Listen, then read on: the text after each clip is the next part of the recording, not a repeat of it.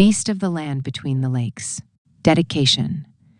To the whispering pines and the restless waters of land between the lakes, where shadows dance and secrets sleep. This tale is woven from the very fabric of your haunting beauty and the chilling legends that cling to your shores. It is a tribute to the enduring power of nature, both serene and terrifying, and to the resilience of the human spirit in the face of unimaginable fear. For within these pages lies a reflection not only of the beast that roams the wilderness, but of the primal fears that lurk within the human heart, forever bound to the mysteries of the night and the untamed wild. This story, born from the depths of moonlit forests and the echoing stillness of forgotten paths, is dedicated to every soul who has ever felt the primal chill of the unknown, the icy grip of terror, and the profound sense of isolation that comes from facing darkness alone. It is also a tribute to those brave souls who dare to confront the shadows, even when the monsters they face are born of myth and legend, creatures formed from the deepest recesses of humanity's collective nightmares. May this story serve as a testament to their courage and a reminder that even in the darkest hours, hope, like a flickering candle, can still ignite amidst the swirling mists of fear. The howling winds and the rustling leaves carry the echoes of countless untold stories, whispers of tragedies and triumphs played out under the watchful eyes of the moon and stars. This is but one, a drop in the vast ocean of human experience, yet it is offered with the sincere hope that it will find a home in the hearts of those who seek to explore the darker corners of imagination and to embrace the thrilling power of a well-told tale. May the shadows never completely consume the light, and may the reader always find their way back to the safety of the dawn. 4. Even in the deepest darkness, the promise of a new day still awaits. The unsettling calm before the storm.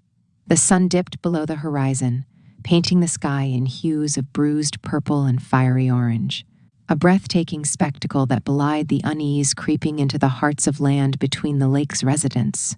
The lake itself, a vast expanse of shimmering water nestled between Kentucky and Tennessee, reflected the fiery colors, its surface undisturbed by any significant breeze. This tranquility, however, was deceptive, a fragile calm masking the growing dread that hung heavy in the air like a suffocating mist. Sheriff Brody, a man etched with the lines of countless sleepless nights and weathered by years spent patrolling these lonely backroads, surveyed the scene from his porch. His worn leather boots were propped up on a weathered wooden chair, a half-empty mug of lukewarm coffee resting on the porch railing beside him. He wasn't a man given to superstition, but even he couldn't shake the feeling that something was amiss. The beauty was almost too perfect, too still, like a painting where the artist had deliberately muted the vibrancy, leaving behind a landscape that was both alluring and unsettling. His deputy, Miller, a fresh-faced young man still brimming with the naive enthusiasm of a rookie, paced restlessly beside him. The silence of the rural landscape was broken only by the occasional chirping of crickets, a sound that was normally comforting, now laced with a disconcerting undercurrent. Miller's usually bright eyes held a shadow of apprehension, a stark contrast to the jovial optimism he usually displayed. "You think it's just animals, Sheriff?" Miller asked, his voice barely a whisper, as if afraid to break the spell of the unsettling calm. Brody took a long, slow sip of his coffee, the bitter taste doing little to soothe the growing unease in his gut. "Animals can be vicious, Miller, but this feels different." He gestured towards the still, dark waters of the lake. "Too many missing persons, too many mutilations." The missing persons reports had started subtly, almost dismissed as youthful recklessness or simple accidents. Campers venturing too deep into the wilderness, hunters losing their way. But the livestock mutilations were impossible to ignore. Cows, horses, even deer found drained of blood, their carcasses bearing the unmistakable marks of something far larger and more powerful than any predator they'd encountered before. The wounds were clean, precise, exhibiting a savagery that transcended the natural world. The stories whispered around the campfires and in hushed tones in the local general store were far more alarming than the official. Police reports, tales of a creature of nightmare, a werewolf, an ancient evil lurking in the shadows of the dense forests and the dark depths of the lakes. Such tales were usually dismissed as folklore, local legends meant to scare children and visitors, but the growing number of unexplained incidents was making it harder for even the most hardened skeptics to maintain their disbelief. Later that evening, Brody and Miller visited old Maggie, a woman who lived on the outskirts of town, shrouded in the mists of local lore and a reputation for knowing more than she let on. Her cabin, nestled deep within the woods, was a testament to the area's aged beauty, its weathered exterior a canvas of time. A palpable sense of history clung to the air. Around it, a history that wasn't solely confined to the natural world. Inside, the air was thick with the scent of wood smoke and something else, something ancient and earthy that stirred an instinctive unease. Maggie sat by a crackling fire. Her eyes, like chips of dark amber, seemed to peer beyond the present into the depths of a hidden world. Her hands, gnarled and knotted with age, moved slowly as she stirred a bubbling pot. Brody and Miller relayed their concerns, carefully choosing their words, knowing the skepticism that any talk of a supernatural creature might invoke. Maggie listened patiently, her gaze unwavering. When they finished, she sighed, a sound like the rustling of dry leaves. The whispers have started again, haven't they? She rasped, her voice a low, gravelly murmur. The old stories. They're coming true. She spoke of a creature that stalked the land under the cloak of darkness, a beast of shadow and rage, that had walked these woods for centuries.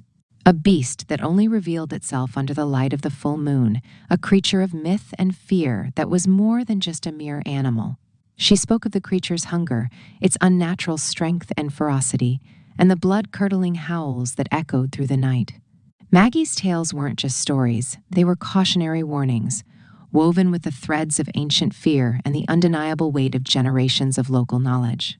As Brody and Miller listened, the idyllic beauty of land between the lakes began to crumble, replaced by a growing sense of dread, a palpable fear that reached down into the very core of their being. The idyllic beauty masked a darker side, a sinister truth lurking beneath the surface of the tranquil landscape. The calm was only a prelude. The storm was coming.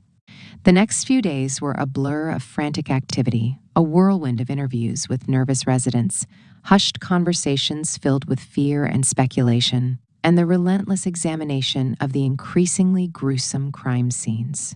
The lack of concrete evidence fueled both doubt and fear. While some dismissed the incidents as the work of a bear or a pack of wild dogs, others whispered of the werewolf, bolstering the growing unease. The sheriff, however, found himself leaning towards the more terrifying explanation. The sheer savagery, the unusual precision of the wounds, the complete lack of struggle at the crime scenes, all pointed towards something beyond the realm of the natural. The days passed slowly, each one heavier than the last, pregnant with a growing sense of foreboding. The animals seemed to sense the change in the atmosphere. The birds were silent, the deer more skittish than usual. Even the crickets seemed to sing with a note of dread. Every shadow seemed to writhe and twist. Every rustle of leaves sent a shiver down their spines.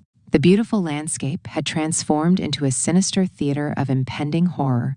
Brody, hardened veteran that he was, felt a creeping sense of helplessness. He was a lawman, trained to deal with criminals, not mythical beasts.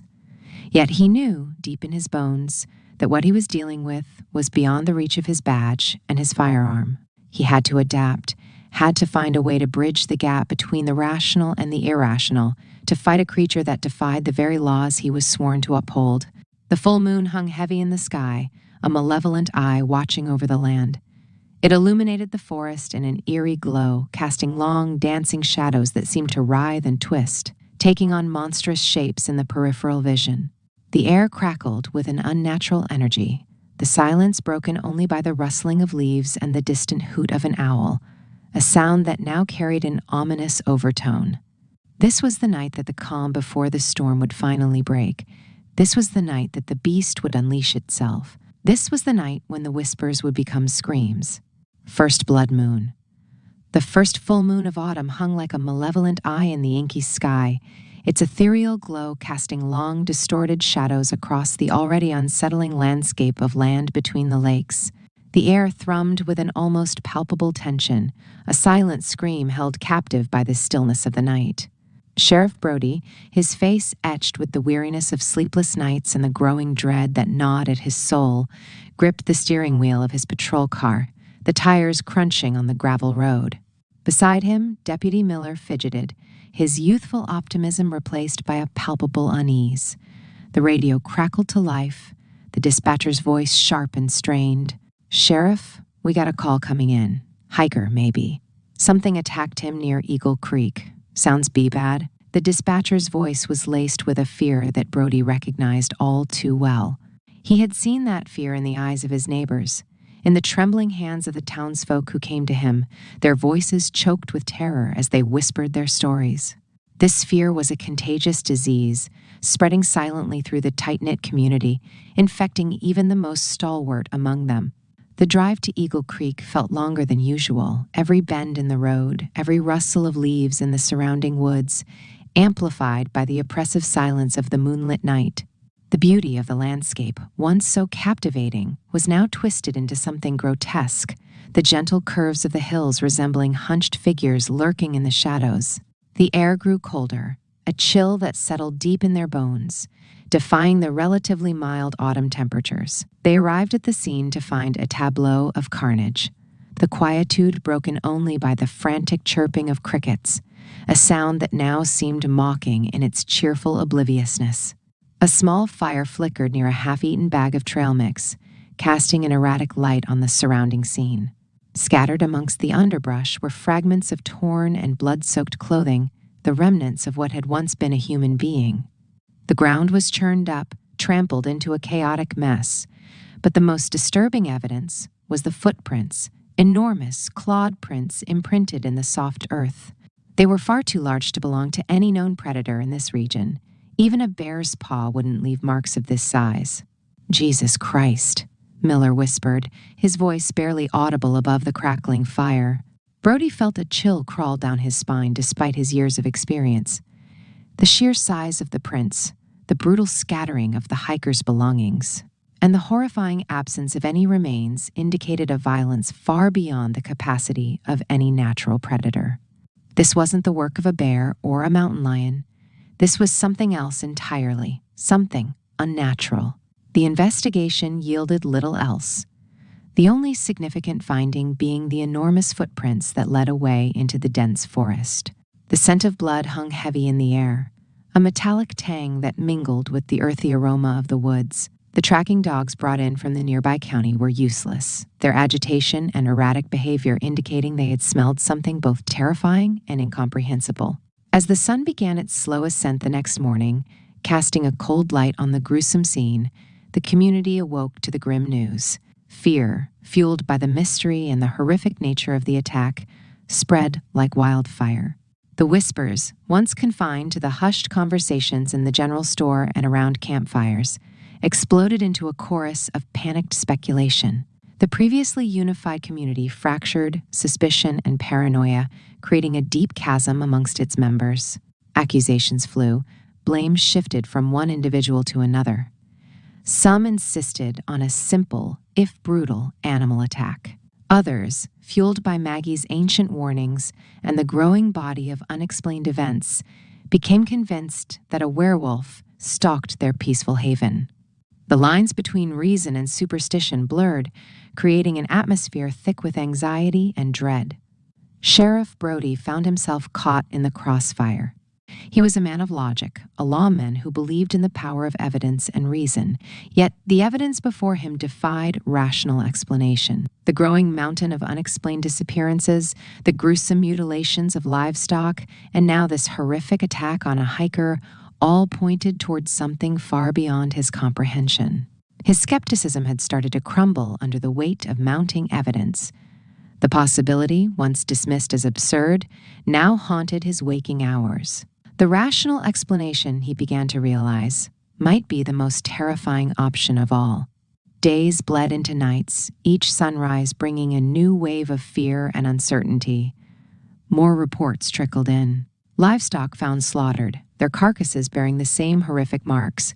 Campers vanishing without a trace, leaving behind only a few scattered belongings and an eerie silence. The sheriff's office was overwhelmed, its resources strained to the breaking point. Brody found himself spending his nights reviewing old files, poring over forgotten legends and folklore. He delved into the town's history, searching for any record of similar occurrences, any clues that might provide answers to the unfolding horror. He discovered tales of a creature that stalked the woods under the cover of darkness, a beast of shadow and rage that fed on fear and fueled by the darkness of the full moon. He found references to ancient rituals, forgotten curses, and whispered prophecies that spoke of a creature that was more than just a wild animal.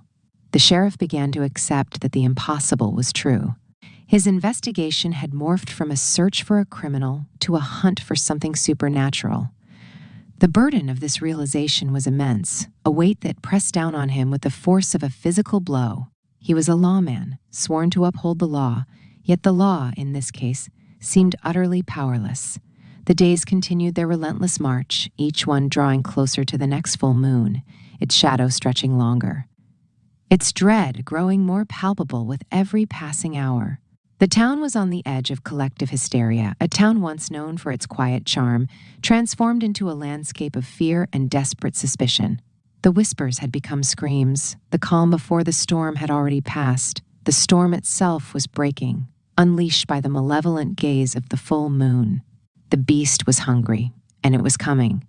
The hunt begins. The investigation began not with a bang, but with a series of hushed conversations and nervous glances. Sheriff Brody, his face a mask of grim determination, found himself navigating a treacherous landscape, not just the dense woods of land between the lakes, but the tangled web of fear and suspicion woven among its residents. He started by visiting the homes nearest to where the hiker had been attacked, armed with nothing more than a notepad and a flashlight that felt woefully inadequate against the encroaching darkness. The first few interviews were exercises in frustration. People spoke in riddles and half-truths, their eyes darting nervously, their voices barely above a whisper.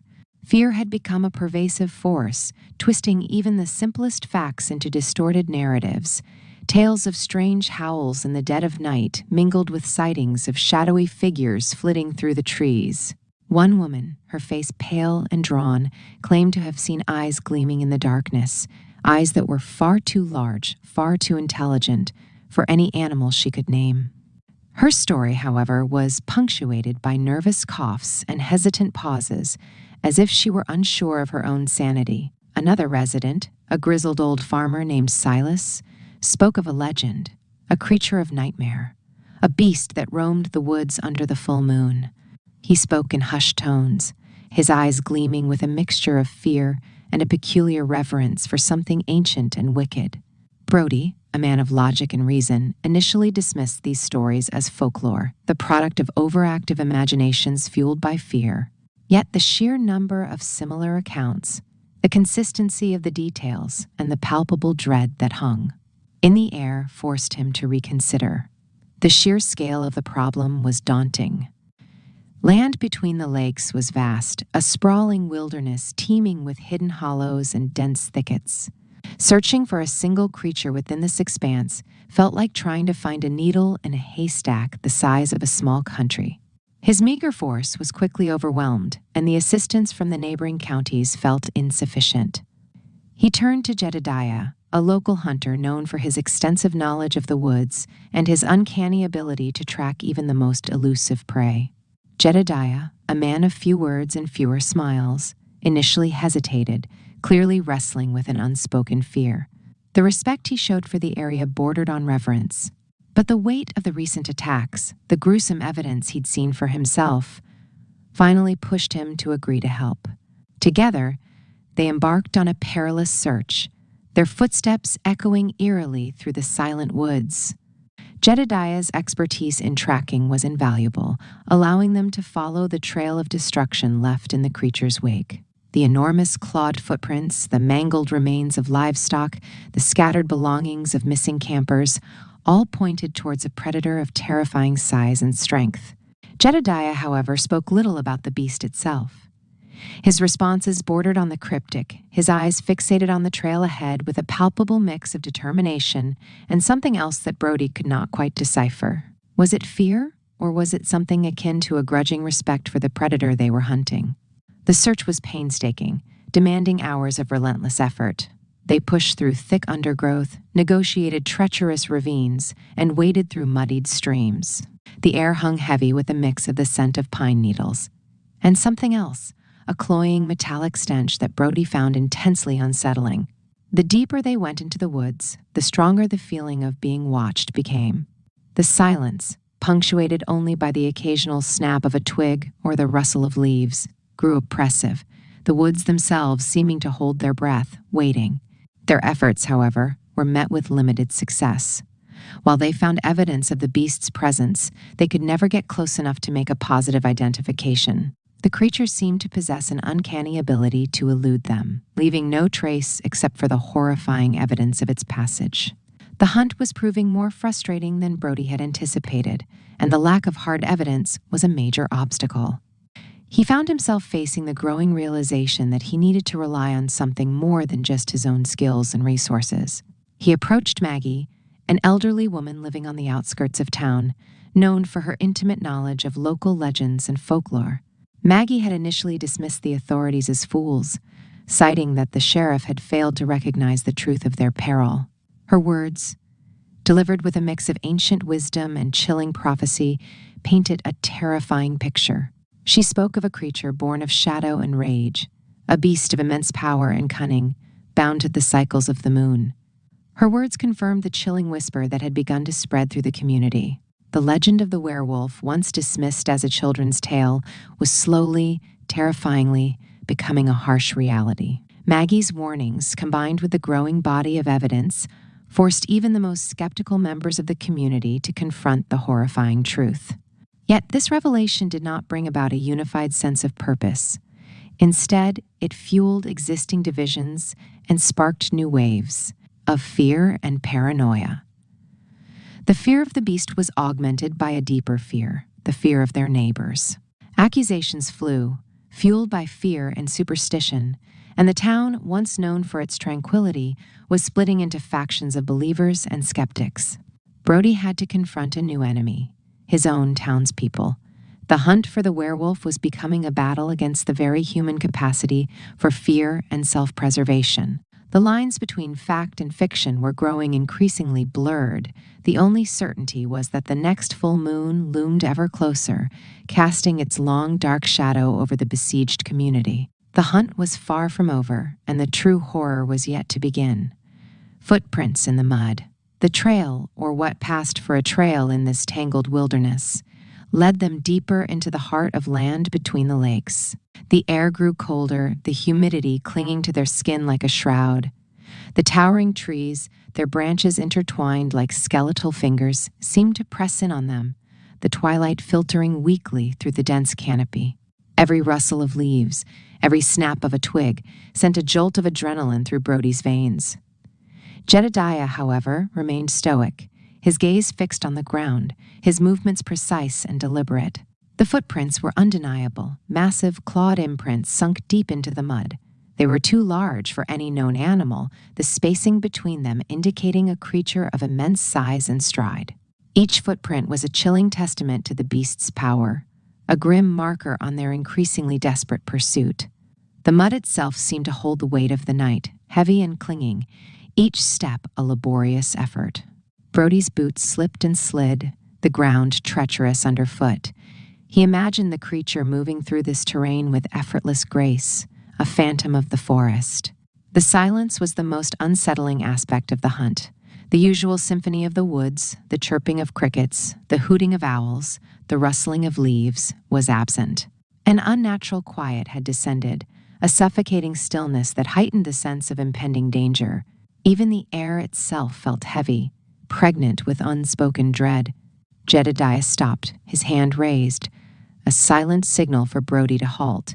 He pointed towards a cluster of trees, his eyes narrowed in concentration. The birds, usually ubiquitous in the forest, were strangely silent. Their absence was as unnerving as the presence of the beast itself. Even the deer, creatures typically shy and elusive, seemed to have vanished, leaving behind only an unsettling emptiness in their place. An unusual stillness hung in the air, a deep silence that was far more terrifying than any sound. It was as if the very forest itself held its breath, anticipating something dreadful. As they moved cautiously forward, they noticed an unnatural alertness in the remaining wildlife. A solitary squirrel, usually fearless and quick to scurry away, froze mid-leap, its tiny eyes wide with a primal fear. A rabbit, its ears twitching nervously, remained perfectly still, a statue of frozen panic. These small creatures, usually oblivious to the presence of humans, seemed to sense something far more dangerous, something that instilled a deep-seated, instinctual terror. It spoke volumes about the threat they were pursuing. They pushed through a dense thicket, the branches tearing at their clothes, the undergrowth snagging their boots. The scent of pine needles was now mingled with a more disturbing odor, a coppery tang, the metallic scent of blood. The air grew thick with the smell, growing stronger with each step, guiding them towards their horrifying destination. They emerged into a small clearing, bathed in the ethereal glow of the moon. The clearing was a scene of gruesome carnage. The remains of a deer lay scattered across the ground, its carcass torn apart with brutal efficiency. Bones were scattered like macabre decorations, the flesh ripped and mangled, the blood staining the earth a dark, ominous crimson. The deer's eyes, vacant and staring, seemed to accuse the silent forest of its demise.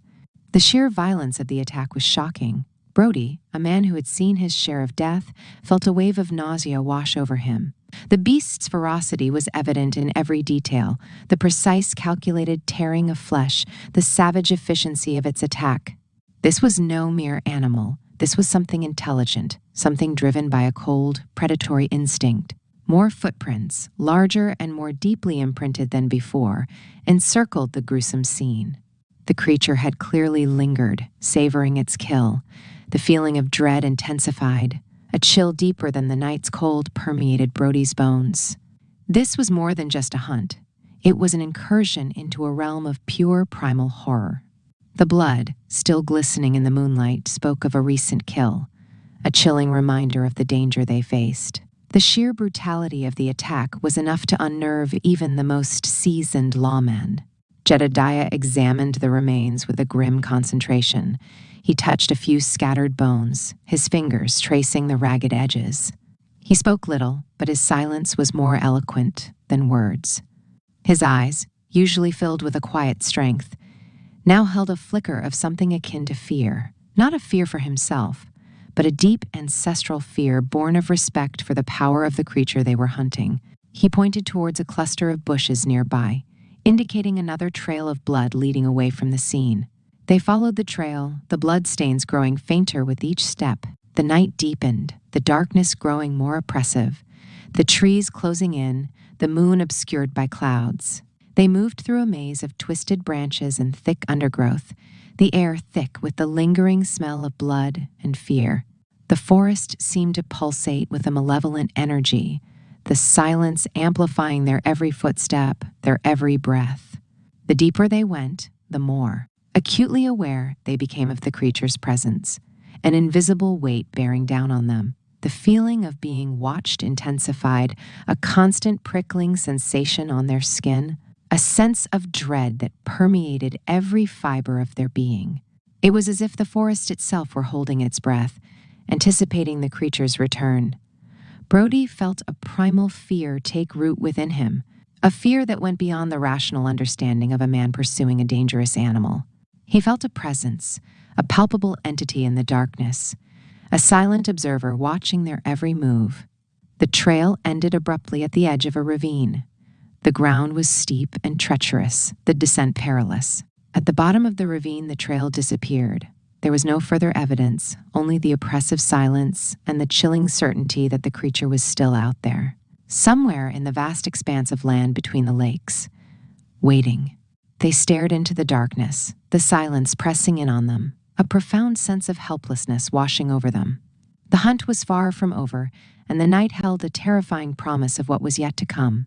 The creature had left, but its presence lingered in the night, in the silence, in the lingering scent of blood, and in the profound sense of dread that permeated the very heart of the wilderness.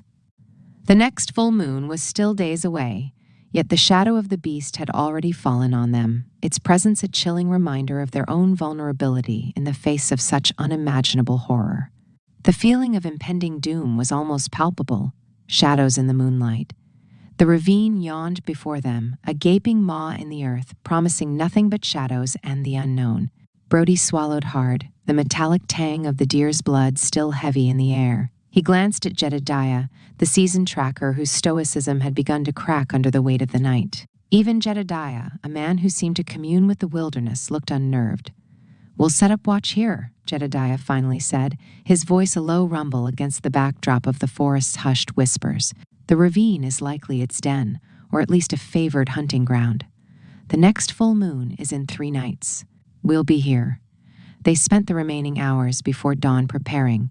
They found a relatively sheltered alcove overlooking the ravine, a precarious perch offering a limited view but some protection from the elements. They built a small fire, its flames a defiant spark against the encroaching darkness, providing meager warmth and a desperately needed source of light. The crackling of the fire was almost comforting in its regularity, a counterpoint to the unsettling quiet of the woods. The silence, however, was far more prevalent, an oppressive blanket that stifled even the usual nocturnal sounds. The hours crawled by, each one laden with a heavier burden of anticipation. The moon, a sliver of light in the inky sky, cast long, distorted shadows that danced and writhed in the periphery of their vision. Every snap of a twig, every rustle of leaves sent jolts of adrenaline through them, turning their senses into taut, hypersensitive instruments of fear. They were listening not only for the sounds of the beast, but for the absence of sounds, the unnatural stillness that preceded its appearance. Brody, despite his years on the force, felt a gnawing unease. This wasn't just the fear of confronting a dangerous animal. It was a deeper, more primal dread, a sense of encroaching darkness that seemed to emanate from the very heart of the wilderness. He found himself constantly glancing over his shoulder, his eyes scanning the shadows, his ears straining for any hint of movement or sound. The shadows themselves seemed to writhe and shift, taking on grotesque shapes in the flickering firelight. The full moon hung high in the sky, its ethereal glow bathing the landscape in an unsettling light. The ravine, usually a dark abyss, was now visible in stark detail, its uneven terrain and jagged edges illuminated by the moon's spectral gaze. The stillness was almost unbearable, a heavy silence that pressed down on them, a palpable tension that made breathing a conscious effort. The waiting was excruciating, each passing second stretching into an eternity. As the night wore on, the sounds of the forest grew more pronounced, or rather, more unsettling. The usual nocturnal symphony was absent, replaced by an unnerving collection of whispers, sighs, and rustles, sounds that seemed to originate from everywhere and nowhere at once. The wind sighed through the trees like a mournful spirit, carrying with it the metallic scent of blood, a chilling reminder of their grim task. The shadows seemed to lengthen, to deepen, to take on a life of their own. A low growl, barely audible, broke the suffocating silence. Brody froze, his heart hammering against his ribs. Jedediah's hand tightened on his rifle. The growl came again, closer this time, more menacing, laced with a predatory hunger that sent shivers down their spines. The hairs on the back of Brody's neck stood on end. A cold sweat slicked his palms. Then a pair of eyes, glowing like embers in the darkness, appeared at the edge of the ravine. They were large, intelligent, and filled with a malevolent intensity that chilled Brody to the bone. The eyes belonged to a massive creature, its form partially obscured by the shadows, but its size and power were undeniable. Its massive frame emerged slowly, majestically, from the depths of the ravine. It moved with an unnerving grace, a silent predator emerging from the darkness. The creature was taller than any man, its fur a thick, dark coat that seemed to absorb the moonlight. Its muscles rippled beneath the fur, hinting at incredible strength and power. Its teeth were long and sharp, glinting in the moonlight like wicked knives, and its claws, long and curved, were weapons of terrifying efficiency. The beast paused, its eyes fixed on Brody and Jedediah. the moonlight catching the cruel glint of its fangs. A guttural snarl ripped through the night, a sound that resonated with primal savagery. The air crackled with the beast's raw power, a palpable aura of menace that made Brody's breath catch in his throat. It was a terrifying spectacle, a display of raw, untamed power that transcended the boundaries of the natural world. Brody raised his rifle, his aim unsteady, his hand trembling. Jedediah stood beside him, his own rifle raised, his face grim and determined. The werewolf stood poised on the edge of the ravine, its eyes burning with a predatory hunger. It took a step closer, its massive paws sinking slightly into the soft earth. The moonlight glinted off its fangs, highlighting their razor sharpness. The creature's presence radiated an aura of chilling power, a palpable sense of imminent danger that made Brody's blood run cold. The werewolf let out another guttural growl, a sound that resonated with primal savagery. The sound echoed through the silent forest, amplified by the surrounding trees and the vast emptiness of the night. It was a chilling display of raw, untamed power that transcended the boundaries of the natural world. Brody's heart pounded in his chest. Fear, cold and sharp, gripped him in its icy claws. Suddenly, the werewolf lunged. It moved with impossible speed, a blur of dark fur and gleaming fangs. Brody fired his rifle, the shot echoing through the night, but the werewolf was already upon them. Its massive claws swiped at Brody, sending him sprawling to the ground. Jedediah fired his rifle, but the beast was too quick, too strong, too deadly. The moonlight glinted off the werewolf's fangs as it loomed over Brody, its eyes burning with savage intent. Brody braced himself for the inevitable, his fear momentarily overwhelmed by the sheer, terrifying power of the creature before him. This was no mere animal. This was a monster from the deepest, darkest corners of the night. This was the embodiment of primal horror. The werewolf's shadow fell over him, completely eclipsing the light of the moon. Then, darkness. Night of the howl. The full moon, a malevolent eye in the inky sky, cast long skeletal fingers of shadow across the ravaged landscape. The air, thick with the coppery tang of blood, hung heavy and still, broken only by the occasional mournful sigh of the wind whispering through the pines. Brody lay where the werewolf had thrown him, the acrid taste of dirt and fear coating his tongue. He could feel the searing pain where the beast's claws had raked across his side, a raw, burning agony that threatened to overwhelm him. Jedediah was nowhere to be seen. A guttural growl, closer this time, sent a fresh wave of icy terror through him. He tried to scramble to his feet, but his injured side screamed in protest. He looked towards the ravine, the darkness swirling within its depths like a malevolent entity. Then he saw him, Jedediah, or rather, what was left of him. The werewolf had torn into him with a savage fury. Jedediah's body, a grotesque parody of its former self, lay scattered amidst a pool of crimson. Limbs were twisted at unnatural angles, fur matted with gore. The scene was a macabre tableau, a testament to the werewolf's brutal efficiency. Brody felt a wave of nausea, the horror of the sight threatening to consume him. He had faced danger before, but this was something else entirely. This was pure, unadulterated evil. He crawled away, dragging his injured body through the undergrowth, each movement a fresh wave of agony. He needed to escape, to warn the others. The full moon seemed to mock him, its cold light illuminating the horrifying scene, etching it into his memory forever. He could hear the werewolf's guttural snarls echoing through the trees, a relentless reminder of the danger that stalked him. He finally stumbled upon the dirt road, collapsing onto the hard surface, his breath ragged and shallow. The pain was almost unbearable, but the thought of others, unsuspecting, fueled him onwards. He managed to reach his truck, the journey a blur of pain and desperation. He fumbled with the keys, his trembling hands struggling to unlock the door. He threw himself inside, the engine roaring to life as he sped away, leaving the scene of carnage behind him. News of the attack spread like wildfire. The idyllic piece of land between the lakes was shattered, replaced by a chilling terror that gripped the hearts of its inhabitants. The werewolf had revealed itself, and its horrifying power was undeniable. The whispers and rumors of the past were confirmed. The nightmare had become reality. The next morning, the full extent of the werewolf's attack became painfully clear. Several campers, their bodies mutilated beyond recognition, were discovered near the ravine. Their tents were ripped and torn, scattered amidst a gruesome display of carnage. The local sheriff, a man visibly shaken, surveyed the scene with a mixture of horror and disbelief. This wasn't the work of a wild animal. This was something far more sinister, something that defied explanation.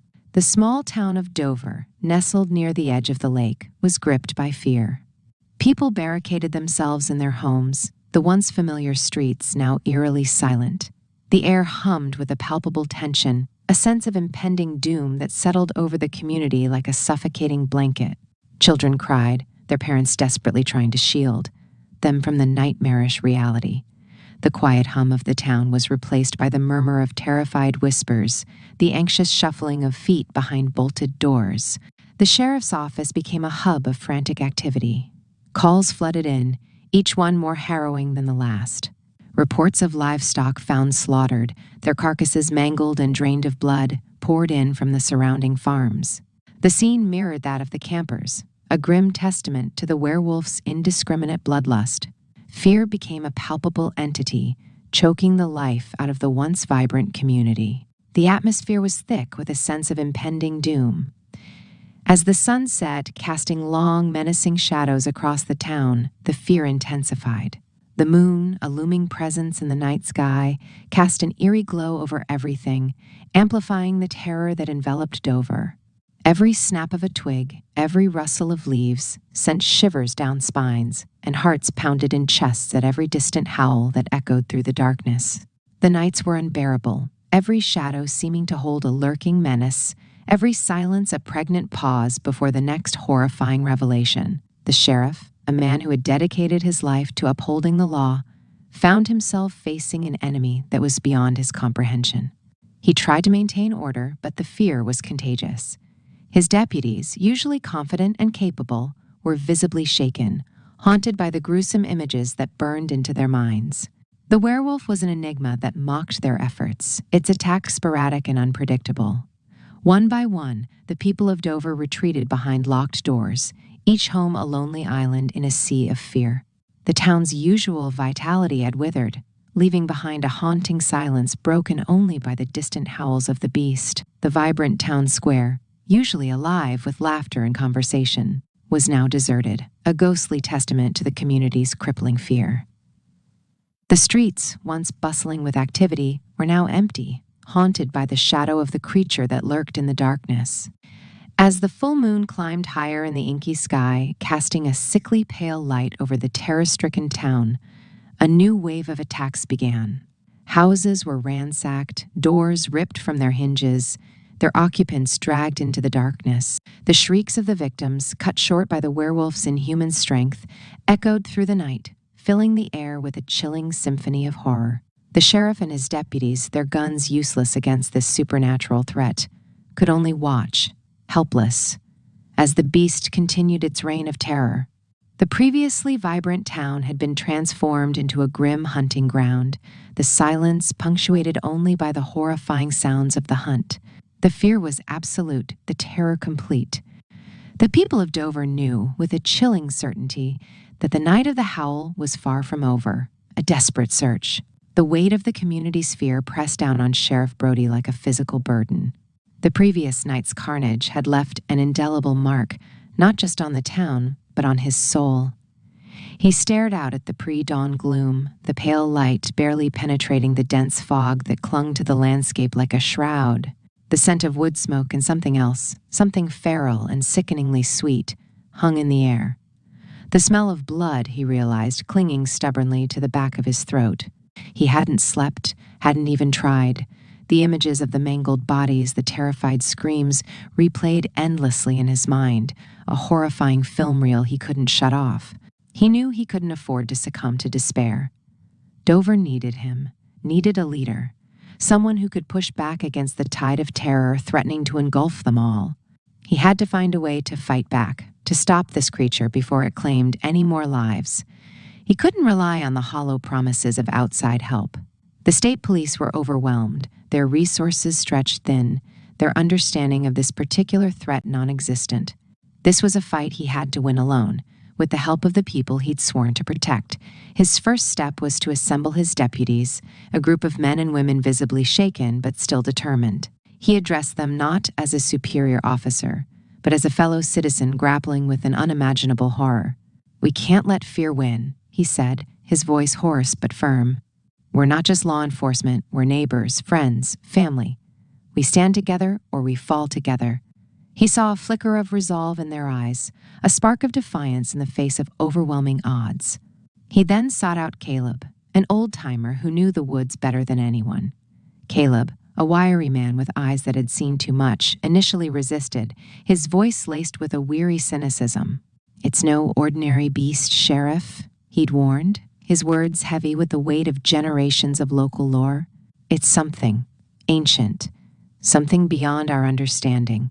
But Brody's persistence, his unwavering belief that they could fight back, eventually won Caleb over. He agreed to help, not out of a naive belief in a happy ending, but out of a deep-seated sense of duty, a stubborn refusal to surrender their home to the claws of the beast. Caleb's knowledge of the terrain proved invaluable. He guided Brody and his deputies through the dense undergrowth, pointing out hidden trails, ancient pathways only known to those who lived closely with the land. He spoke of the werewolf's habits, the patterns in its attacks, gleaned from whispers and superstitions passed down through generations. The creature, Caleb explained, seemed to favor the ravines and the dense forests near the lake, areas where the moon's light barely touched the ground. Their search was relentless, a grueling exercise in endurance and willpower. Days bled into nights, the hunters becoming hunted as they delved deeper into the heart of the wilderness. The forest itself felt alive, watching them, judging them. The rustling leaves, the creaking branches, every shadow seemed to hold a lurking menace. The constant tension left them exhausted, their nerves frayed, their senses heightened to the breaking point. They set traps, baited with the remains of the slaughtered livestock, a grim undertaking that underscored the reality of their situation. They also utilized old-fashioned hunting techniques, relying on their instincts and knowledge of the land rather than modern technology. Their search wasn't without peril. They narrowly avoided several encounters with the creature, the werewolf's presence signaled by its unmistakable guttural growls and the chilling, blood-curdling howls that echoed through the stillness of the night. The deputies, hardened as they were left trembling by these near misses, the sounds searing into their minds. Once they found a half-eaten deer, its carcass cruelly mangled, a testament to the werewolf's power and savagery. It was a stark reminder that they were up against a force far beyond their comprehension. The investigation wasn't solely about tracking the werewolf. Brody understood that the fear itself was a weapon, paralyzing the community, turning neighbors against each other. So he initiated town hall meetings, not to address the specifics of the hunt, but to unite his people. He spoke of courage, of resilience, and of the shared responsibility to protect their homes, their families, and their futures. His words, though delivered with a raw vulnerability that exposed his own fear, resonated with the community. He spoke of finding strength in their numbers, of creating a network of vigilance, of turning fear into action. He encouraged his neighbors to help in the search, teaching them how to set up and check the traps, how to follow tracks and interpret the signs of the beast's presence. This wasn't just about hunting down a creature. It was about rebuilding the community's spirit. The work was arduous, often frustrating, but the collaboration brought a sense of purpose, a shared commitment that transcended the fear. Each shared task, each successful track, served to strengthen the bonds between them, proving that unity, rather than fear, could be their greatest weapon. The hunt was far from over. The werewolf remained a threat, but the community was finding strength within itself, a resilience that defied the darkness. The nights continued to be filled with terror, yet there was a newfound determination, a flickering ember of hope that illuminated the darkness. The people of Dover learned to rely on each other, watching out for their neighbors, supporting each other through the sleepless nights. The onset deserted streets became a canvas of shared responsibility, as the citizens took to patrolling the town in groups. The shared fear was replaced by shared purpose. The common enemy united them in a way nothing else could have. Brody, despite his growing exhaustion, found strength in the community's response. He saw hope in their collective determination, a defiance that mirrored his own.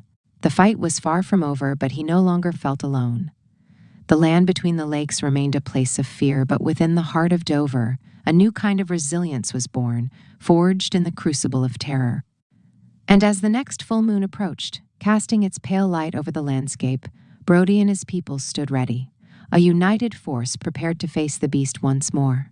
The howl of the werewolf was a challenge, a declaration of war, but it was also a rallying cry, a summons to a fight that was far from over, but one that they were now prepared to face together. The trap. The moon hung like a malevolent eye in the inky sky, its pale light barely piercing the dense canopy of the land between the lakes. Sheriff Brody, his face etched with fatigue but his eyes burning with a grim determination, surveyed the scene. Before him lay the trap, a carefully constructed snare designed to finally bring down the creature that had terrorized Dover for weeks. It wasn't a simple pitfall or a crudely fashioned cage. This was a masterpiece of improvised engineering, born from necessity and fueled by a desperate hope. Caleb, his weathered face illuminated by the beam of Brody's flashlight, adjusted a final piece of the mechanism. "It's ready, Sheriff," he rasped, his voice low and gravelly. He gestured to a network of tripwires, subtly concealed beneath a layer of fallen leaves and branches. These were connected to a series of heavy-duty nets, woven from thick, almost unbreakable hemp rope. The nets were strategically positioned around a central clearing, designed to ensnare the werewolf should it trigger the tripwires. The clearing itself was baited with the remains of a freshly killed deer. It sent a potent lure in the crisp night air. Brody nodded, his gaze sweeping across the intricate network of traps. It was a testament to human ingenuity, a carefully laid web designed to ensnare a creature of myth and legend. But even as he felt a surge of cautious optimism, a chill ran down his spine. This wasn't just a wild animal they were hunting. This was something ancient, something powerful, something that seemed to move beyond the confines of logic and reason. He knew that even the most. Meticulously crafted trap could prove useless against a force that defied explanation. The deputies, positioned at strategic points around the perimeter, watched with a mixture of apprehension and anticipation. Their faces were grim, their hands resting on their weapons, a silent testament to the danger they faced. They were no longer just law enforcement officers. They were hunters, pitted against a foe beyond the realm of their training. The silence was broken only by the rustling of leaves and the occasional creak of a branch, sounds that now carried an ominous weight. The hours crawled by with agonizing slowness. The tension was palpable, a thick, suffocating blanket that weighed heavily on everyone present. Brody paced, his boots crunching on the fallen leaves, the sound a stark contrast to the suffocating silence that surrounded them. He checked his watch again and again, each tick marking the passage of time, each second dragging on like an eternity. The air crackled with unspoken fears, the shared anticipation hanging heavy in the darkness. Caleb, sensing Brody's restlessness, placed a comforting hand on his shoulder. "Patience, Sheriff," he whispered. "The beast will come. The moon calls to it." His words were laced with an eerie certainty, a knowledge born from generations of living alongside the legends of the land between the lakes. He understood the creature's rhythm, its primal instincts, its uncanny connection to the lunar cycles. Suddenly, a twig snapped in the distance. Everyone froze, their senses heightened, their breath held captive in their chests. Another snap, closer this time, followed by the rustling of leaves. The air thrummed with anticipation, a symphony of held breaths and pounding hearts. A low growl, guttural and menacing, echoed through the trees, sending a shiver of fear down their spines. The creature was near, the growls intensified, closer now, almost within earshot. The deputies tightened their grip on their weapons, their eyes darting nervously through the darkness. Brody felt a surge of adrenaline, a mixture of fear and exhilaration. This was it, the moment of truth. Years of law enforcement experience, sharpened instincts, and sheer willpower were all that stood between them and the creature they hunted. Then, a shadow emerged from the darkness, a hulking silhouette moving with unnatural grace and speed. The werewolf, its form partially obscured by the shadows of the forest, stepped into the clearing. Its eyes, glowing with an eerie luminescence, scanned the area, its senses honed to an almost supernatural level. It sniffed the air, its nostrils flaring, the scent of the bait drawing it closer. It took a cautious step forward, its massive paws silent on the forest floor. Then it triggered the tripwires. The net sprung into action, a complex ballet of woven hemp, descending with terrifying speed and precision. The werewolf reacted instantly, its powerful muscles straining against the constricting ropes. It roared, a sound that shook the very ground beneath their feet, a raw, primal expression of rage and frustration. The ensuing struggle was a brutal display of strength and ferocity. The werewolf, trapped but not subdued, fought with a terrifying power. The net strained under the weight of its powerful body, the ropes creaking under the pressure. Its claws tore at the fabric, its teeth bared in a snarl, its eyes blazing with a terrifying intensity. The ground trembled with the impact of its struggles. The deputies, armed with tranquilizer guns, moved in cautiously. They knew that bullets would be ineffective. They needed to subdue the creature without killing it, a delicate balancing act that demanded precision and unwavering nerves. They aimed carefully, taking advantage of the moments when the creature's fury paused, the beast momentarily distracted by the struggle against the nets. Tranquilizer darts whistled through the night air, finding their marks with impressive accuracy. The werewolf's movements slowed, its roars becoming weaker, its struggles less violent. Finally, with a final, exhausted growl, it collapsed, its body slumping against the ground, its supernatural strength failing beneath the combined effect of the nets and the tranquilizer darts. The silence that followed was deafening, broken only by the heavy breathing of the exhausted hunters. They stood around the captured beast, a mixture of relief and awe washing over them. They had done it. They had trapped the creature that had plagued their community for so long. The threat, however, was not gone. The werewolf, even subdued, remained a potent symbol of the raw power and untamed wilderness that surrounded them. The fight was far from over. It had simply entered a new precarious phase. The capture was only the beginning. The creature's nature, its origins, its potential for future violence, all remained unanswered questions. And the lingering sense of unease, the chilling awareness of what lurked in the shadows, remained, a constant reminder of the delicate balance between civilization and the untamed forces of nature. The quiet victory was short-lived, replaced by a more profound understanding of the formidable task that still lay ahead. The trap was set, but the real battle for Dover had only just begun. A confrontation. The werewolf's eyes, twin embers burning in the darkness, fixed on Sheriff Brody. A low growl, a sound that vibrated deep within the chest, preceded a surge of terrifying power.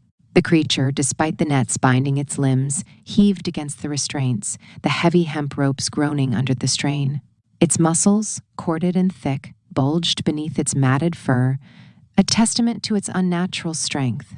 The ground trembled with each convulsive movement, the forest floor seemingly unable to contain the raw, untamed energy radiating from the beast. Caleb, his face pale but resolute, raised his tranquilizer gun, his aim steady despite the chaos unfolding before him.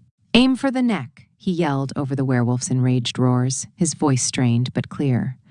"A direct hit will paralyze it, give us time to secure it." His words were a lifeline in the maelstrom of fur, claws, and snapping teeth. The other deputies, their faces grim, mirrored his focus, their weapons trained on the beast. The werewolf, sensing the shift in the hunter's actions, turned its attention to them, its head snapping from one deputy to the next. Its movements were fluid, almost balletic, despite its size and the entanglement of the nets. It twisted and turned, its body a blur of motion, as it attempted to break free, each movement a desperate, ferocious attempt to escape its bonds. The nets, though strong, were beginning to show signs of wear. The hemp fibers, strained to their limits, threatened to snap under the sheer brute force of the creature. Deputy Miller, younger and less experienced than the others, stumbled back, momentarily losing his composure. The werewolf sensed this hesitation, and with a lightning-fast movement, it lunged, its claws raking across Miller's arm, sending a spray of blood into the night air. A howl of pain ripped through the forest, the sound swallowed by the werewolf's continued roar of fury. Brody, adrenaline coursing through his veins, moved swiftly, pushing Miller behind him while simultaneously firing a tranquilizer dart. The dart, however, missed its mark, glancing off the werewolf's thick fur. The creature, momentarily distracted, turned its attention back to the nets, its claws tearing at the mesh with renewed ferocity. The scene was a terrifying ballet of violence, a desperate struggle between man and beast, each participant locked in a life-or-death battle. Caleb fired his dart, hitting the beast squarely in the neck. The werewolf staggered, its movements slowing slightly, but its rage did not diminish. It snarled, its eyes filled with a primal fury, a testament to its unrelenting spirit. The creature continued its frenzied attempts to break free, its powerful body contorting in a desperate struggle against the nets, the ground shaking with the force of its efforts. The remaining deputies, their faces a mask of determination, continued their assault, firing dart after dart with practiced precision. Each hit caused a noticeable decrease in the beast's movements, its strength waning under the steady barrage of tranquilizers. The air crackled with tension, punctuated by the sounds of snapping ropes and the guttural growls of the increasingly weakened creature. The fight seemed to last an eternity. An excruciating dance of death played out under the watchful gaze of the moon. The hunters, exhausted but resolute, pressed their assault, each dart a small victory in a larger, more daunting struggle. The werewolf, once a terrifying symbol of primal power, was slowly succumbing to the combined force of the nets and the tranquilizers. Its movements became sluggish, its roars quieter, its eyes losing their fierce luminescence. Finally, with a sigh that seemed to carry the weight of centuries, the creature collapsed, its massive frame collapsing onto the forest floor. The nets lay slack, hanging limply as the werewolf's strength dissipated entirely. A silence descended upon the clearing, an unnerving quietude that followed the storm of violence. The hunters, their bodies trembling with exhaustion, lowered their weapons, their breaths coming in ragged gasps. They looked at each other, their faces reflecting the mixture of relief and awe that filled them. They had survived. They had captured the creature that had haunted their community for so long. As the silence lingered, a deeper understanding of the encounter sunk in. It wasn't just a matter of capturing a wild animal. It had been a battle against a force that seemed to exist beyond the boundaries of the natural world. The werewolf's strength, its speed, its unnatural resilience, all were testament to something beyond human comprehension. The hunters had faced a true embodiment of primal terror, and they had emerged victorious. But the victory was bittersweet. The creature lay defeated, its power subdued, but the underlying dread still lingered. The hunt was over, but the questions remained. Where did the creature come from? What was its history? And most importantly, could they truly contain this terrifying force? The creature, although incapacitated, held within it an unknown and perhaps uncontrollable potential for future violence. The peace was fragile, the sense of unease persistent, a silent testament to the unknown lurking in the shadowed depths of the land between the lakes. The hunters had won this battle, but the war, it seemed, was far from over. The quiet of the night held a hidden tension, a warning of the uncertainty that still lay ahead. The capture marked not an ending, but a beginning, a new phase in the saga of the land between the lakes, where the line between myth and reality had blurred, leaving behind a lingering sense of unease and the chilling realization that the hunt had only just begun. The creature's origins, its motives, its potential for future violence, all of these questions remained, casting a long shadow of fear over the quiet victory. The captured beast lay still, but the true test of their triumph would lie in the days to come. The hunters had subdued the immediate threat, but the unsettling knowledge of what resided within the shadowed heart of their world remained, a constant, haunting reminder of the unknown forces that lurked just beyond the veil of their familiar reality. The fear remained. It only changed shape. The fight was far from over. The true battle had only just begun. Unforeseen consequences. The tranquilizer darts, though numerous and expertly aimed, had failed to fully subdue the beast. Caleb's final dart, a direct hit to the neck, had indeed slowed the creature, but its rage, a terrifying primordial force, refused to be extinguished. The nets, once taut and secure, were now ragged and torn, their hemp fibers frayed and snapping under the relentless assault of the werewolf's powerful claws. With a guttural roar that ripped through the night, it tore through the remaining restraints, the sound echoing through the silent trees, carrying with it a palpable sense of raw, untamed power. Sheriff Brody, a veteran of countless skirmishes with the mundane criminal element, found himself facing an adversary that defied all logic and reason. He had seen his share of violence, but this was different. This was primal, instinctual, a force that transcended the boundaries of human comprehension. The sheer, untamed energy radiating from the creature was palpable, a physical presence that pressed against him, choking the breath from his lungs. The deputies, their faces etched with fear and exhaustion, stumbled back, their weapons lowered, their aim faltering. The werewolf, freed from its temporary confinement, moved with terrifying speed, a blur of fur and claws, its eyes burning with an infernal light. Deputy Miller, his arm bleeding profusely, cried out in pain, collapsing to the ground as the creature's attention shifted to him. Brody reacted instantly, pushing Miller behind him, but the werewolf's speed was too great. Its claws ripped across Brody's shoulder, tearing through his jacket and leaving deep, bleeding wounds. The sharp, agonizing pain sliced through the adrenaline-fueled numbness, reminding him of his own vulnerability. The hunters, momentarily stunned, regrouped, firing a chaotic barrage of tranquilizer darts. But the darts, once so effective, seemed to have little impact on the enraged creature. The werewolf, seemingly invigorated by the pain and the renewed fight, unleashed a flurry of blows, its strength seemingly limitless. It was a whirlwind of teeth and claws, a maelstrom of raw, untamed power, a frightening display of brute strength that left the deputies scrambling for cover. Caleb, despite his years of experience hunting dangerous animals, felt a chilling fear grip his heart. This was no ordinary animal. This was something else, something ancient, something powerful, something that defied the very laws of nature. He had faced bears, mountain lions, even venomous snakes, but none of these encounters had instilled in him the same profound sense of dread and helplessness as this one.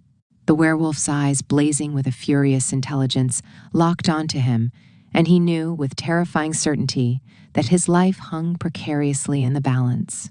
As the werewolf closed in, Caleb scrambled back, his weapon held high, his mind racing. He had to find a way to stop it, to contain it, but his earlier confidence had evaporated. Replaced by a chilling realization, they were hopelessly outmatched. They had underestimated the beast, completely misjudged its capabilities. The creature's resilience, its almost superhuman strength, its terrifying ferocity, all of it shattered their earlier sense of victory. The capture hadn't been a victory. It had been a near miss, a brief reprieve before the true terror began. The fight continued, a desperate, chaotic struggle, a desperate dance of survival under the silent gaze of the moon. The forest floor became a bloody battlefield, littered with torn clothing, shattered branches, and the chilling evidence of the werewolf's relentless power. The hunters, their bodies battered and bruised, their spirits broken, fought with the desperation of men facing their own mortality. Yet, despite their efforts, the werewolf remained undeterred, its primal rage seemingly unstoppable. Eventually, exhausted and bleeding, they managed to temporarily subdue the creature, using their remaining tranquilizer darts and the last shreds of their strength to restrain it again. But it was a fragile victory, a temporary reprieve. The werewolf lay still, its breathing ragged, its body trembling, but its eyes, burning with an unwavering intensity, remained fixed on its hunters. The silence that followed was far more unsettling than the previous cacophony of violence. It was the silence of a beast gathering its strength, waiting for the opportune moment to strike. The capture, or rather, the attempted capture, left the hunters shaken. They had expected a straightforward confrontation, a simple capture, a satisfying end to the terror that had plagued their community. Instead, they were left with a deeper understanding of the creature's power, a terrifying glimpse into the monstrous force they had underestimated. The wounds, both physical and emotional, were deep and lingering, their sense of confidence and competence shattered. They were left with a gnawing unease, a stark realization that they were dealing with something far beyond their capabilities. As dawn broke, painting the forest in hues of gray and orange, the hunters gathered around the subdued beast, their faces a mixture of exhaustion and grim determination. The werewolf, though restrained, presented a daunting paradox. Its wounds, though significant, were surprisingly superficial given the ferocity of the night's battle. The creature possessed an unnatural resilience, an ability to heal and recover far exceeding anything they had ever encountered. The discovery of strange markings on its body, glyphs etched into its fur unlike anything they had ever seen, added another layer of mystery to their already baffling situation. These markings, seemingly ancient and imbued with a dark, otherworldly power, hinted at a history older and more terrifying than they had ever imagined. Were these symbols a clue to its origins, to its incredible strength, its resilience to their weapons? The questions hung heavy in the air, unanswered and unsettling. The initial sense of relief had vanished, replaced by a deeper, more pervasive fear. The creature's capture was far from a conclusion, but rather a catalyst, igniting a new wave of uncertainty and dread. They had faced a monster, yes, but also a mystery. A riddle wrapped in fur and claws, its secrets buried deep within the heart of the ancient forest. The victory was hollow. The fear lingered, deeper and more profound than before. The beast was subdued, but the true horror had just begun. The hunters, battered and bruised, knew that the war was far from over. The true battle for the land between the lakes was only just beginning, unearthing secrets. The subdued werewolf, its massive form bound by reinforced tranquilizer darts and heavy-duty chains, lay panting in the makeshift pen constructed from fallen logs and salvaged netting. The dawnlight, filtering weakly through the dense canopy, revealed details previously obscured by the darkness, intricate, almost geometric, markings etched into its thick gray fur. They weren't simply scars, they were deliberate symbols, unlike any known animal markings, ancient and unsettling in their complexity. Caleb, his face grimy with sweat and blood, leaned closer, his breath misting in the cool morning air. He ran a gloved finger along one of the symbols, tracing its sharp angles and curves. It felt cold, unnaturally so. Sheriff Brody, his shoulder throbbing with the fresh wound, approached, his gaze grim. "Anything?" he asked, his voice hoarse. Caleb shook his head, his eyes fixed on the creature's unnerving stillness.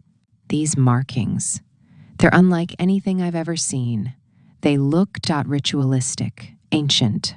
The unease that had settled over the group was palpable, a heavy blanket of apprehension that smothered even the relief of the creature's temporary capture. The night's brutal fight had been a test of their endurance and skill, but the discovery of the markings had introduced an element of mystery that chilled them to the bone. It was no longer just a matter of subduing a dangerous animal. It was a confrontation with something far older, something far more deeply rooted in the history of land between the lakes. The sheriff, his intuition a honed edge after years on the force, ordered a thorough search of the surrounding area. He had a feeling that the answers to their questions lay not only on the creature's body, but somewhere within the ancient woods itself. While the hunters secured the perimeter, Brody himself headed for the nearby abandoned farmhouse, a dilapidated structure that had long been the subject of local legends and whispered tales of forgotten secrets. The farmhouse, swallowed by encroaching vines and decaying with age, was a testament to time's relentless passage. Dust motes danced in the weak sunlight filtering through the broken windows, illuminating the decaying furniture and the layers of grime that coated every surface. The air was thick with the scent of damp earth and decaying wood, a smell that clung to the back of the throat and hinted at centuries of secrets hidden within its crumbling walls. In the farmhouse's attic, amid cobwebs and crumbling timbers, Brody discovered a collection of old journals and leather-bound books. Their pages, brittle with age, were filled with faded script, a mix of meticulous observations and frantic, chilling entries. They were the journals of Elias Thorne, a recluse who lived in the farmhouse a century ago, a man who had documented the strange occurrences and terrifying events that plagued the region, eerily similar to the recent attacks. Thorne's journals spoke of a creature of immense power, a beast that emerged from the shadows every few decades, its attacks cyclical in nature. He described its incredible strength, its uncanny ability to heal, and its unsettling resilience to even the most potent weapons. He described it with the same horrifying detail that the hunters now witnessed firsthand: the glyphs etched into its fur, the unnatural cold radiating from its touch, the raw, primal fury that fueled its attacks. But Thorne's journals went further, suggesting the creature wasn't merely a beast, it was connected to the very land itself, bound to it by an ancient curse, a dark pact forged in ages past.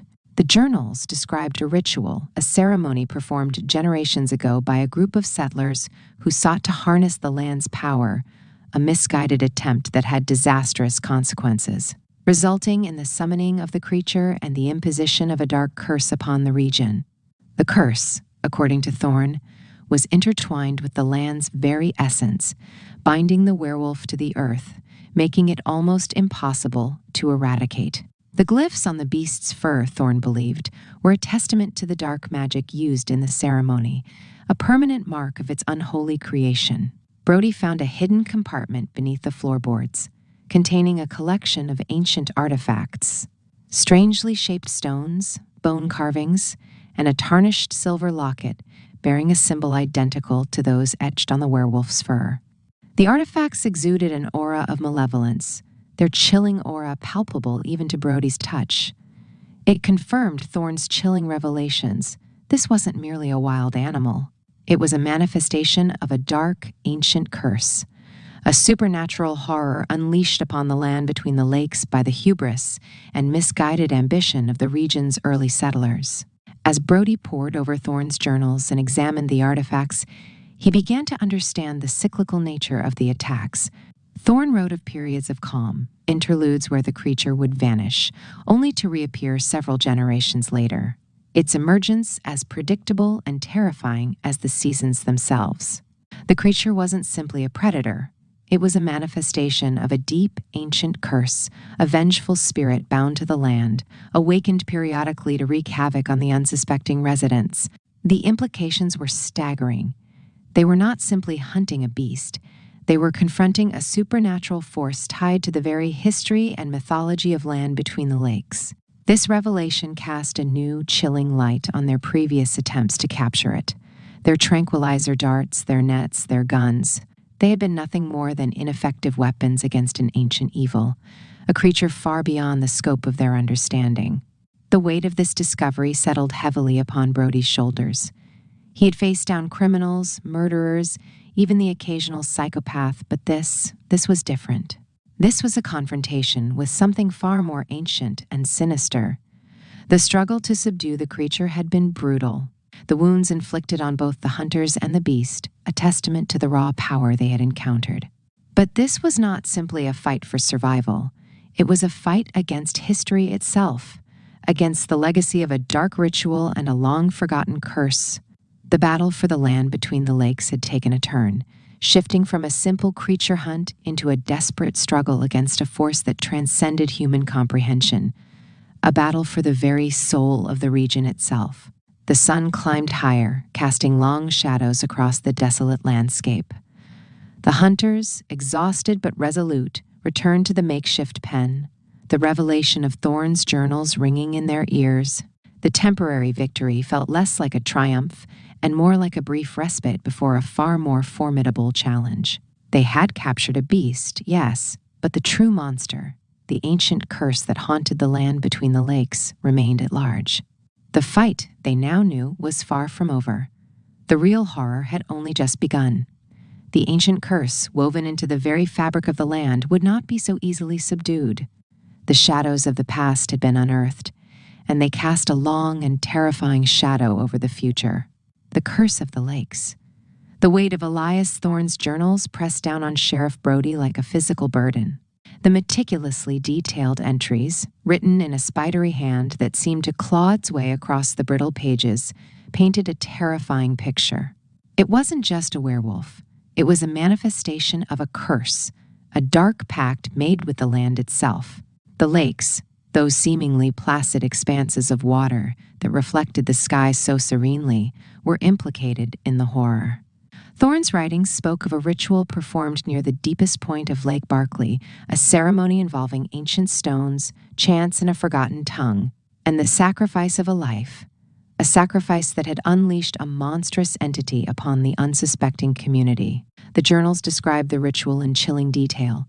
Thorne, a meticulous observer, had recorded the movements of the participants, their chanting, and the strange symbols they carved into the earth. The symbols, eerily similar to the markings on the captured werewolf, pulsed with a malevolent energy, Thorne claimed, an energy that seemed to draw power from the very depths of the lake.